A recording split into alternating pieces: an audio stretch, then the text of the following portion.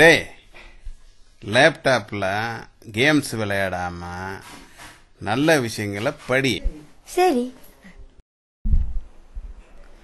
அன்னைக்கு அப்பா சொன்னாரேன்ட்டு நானும் ஏதாச்சும் ஒரு விஷயம் தெரிஞ்சுக்கலான்னு தேடிட்டு இருந்தேன். அப்போ தான் நெட்டில் சேவ் ஹவுஸ் பரோஸ்னு ஒரு ஆர்டிக்கல் பார்த்தேன். அதை படித்தோன்னு தான் தெரிஞ்சது இப்போ குருவிகள்லாம் அழிஞ்சிட்டு வருது அப்படின்னு. எனக்கு ஏதாச்சும் பண்ணணும்னு தோணுச்சு.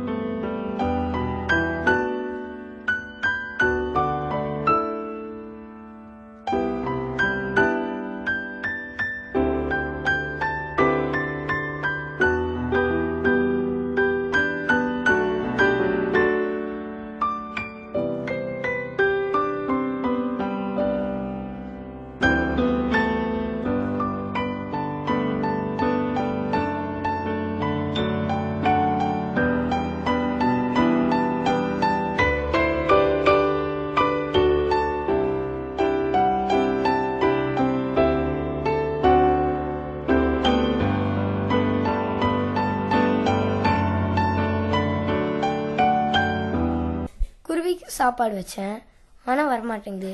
ஏன்ப்பா? குருவி ஏன் வர்றதில்லை தெரியுமா? ஒன்று, அது இருக்கக்கூடிய வாழ்விடம் இப்போ இல்லை. அந்த காலத்தில் எப்படி இருந்தது? எல்லா வீட்லேயும் ஓட்டு வீடு இருந்தது. அது தங்கக்கூடிய சௌகரியமான இடைவெளிகள் இருந்தது. இப்போ எங்கே வீடை சுற்றி காங்கிரீட் போட்டிங்க.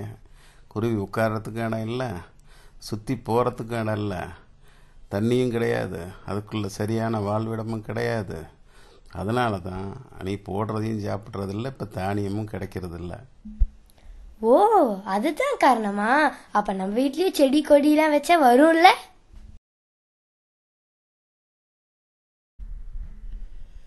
ஆரம்பித்த தினமும் குருவியை என் வீட்டுக்கு வர வைக்கணுங்கிற சின்ன ஆசையில் தான்.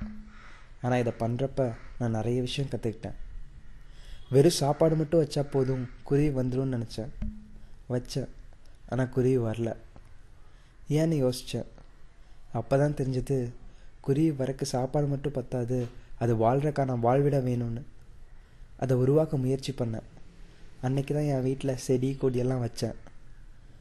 இப்போ குருவி மட்டும் இல்லைங்க, இன்னும் எக்கச்சக்கமான பறவைங்க என் வீட்டுக்கு வந்துடுச்சு. நான் குருவியை காப்பாற்றணுன்னு பண்ண ஒரு சின்ன விஷயந்தான், ஆனால் இது எத்தனையோ உயிரினங்கள் வாழ்கிறக்கான அடித்தளமாக அமைஞ்சிருச்சு.